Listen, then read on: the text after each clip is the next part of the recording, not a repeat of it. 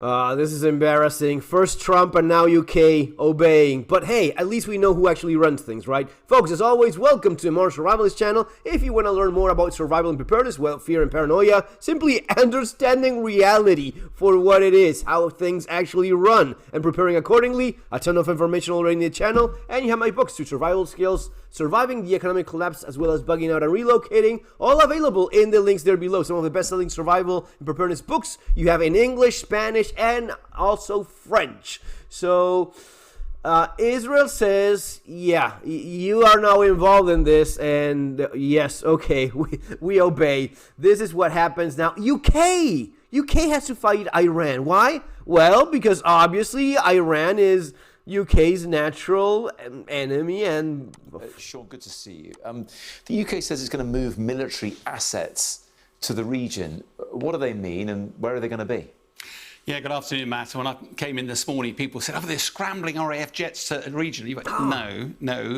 The political announcements have been very measured about all this. One of the things that's almost certainly happening is a rebrigading of the tip of the sword, the Typhoon aircraft. They're already been operating out of Akrotiri and on the eastern flank of NATO. But it is worth pointing out, they also provide 24/7 protection for our nation, both out of Lossiemouth and out of Coningsby. They're also based in the Falkland Islands. And we've only got 6 squadrons of them. So we're not going to be suddenly dominating the skies in the region. I suspect also, though, it might be air enablers. So things like air-to-air refuelling tankers.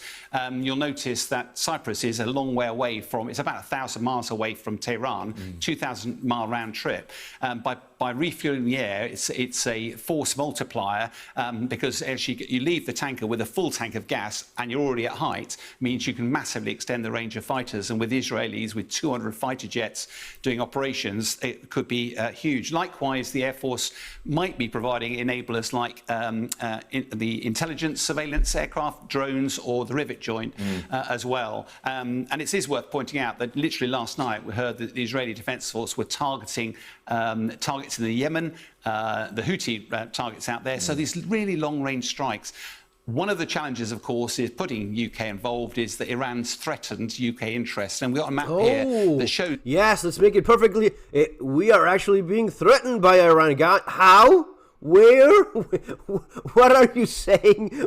No, yeah, we were always like threatened as Iran is. So you don't have any problems. You don't have a crash economy. You don't have a bunch of gangs operating in UK against little girls. You don't have a crisis of people coming legally and illegally into your country. No. What you need to do now is start a fucking war over here so as to have 80 million people displaced and have a lot of them go over there, because you don't have enough refugees from these places in Europe and people fleeing and hateful and full of bitterness because it's been blown to pieces their entire country. No, you need more of that. The world needs more angry people with homes that have been destroyed. That is clearly a priority.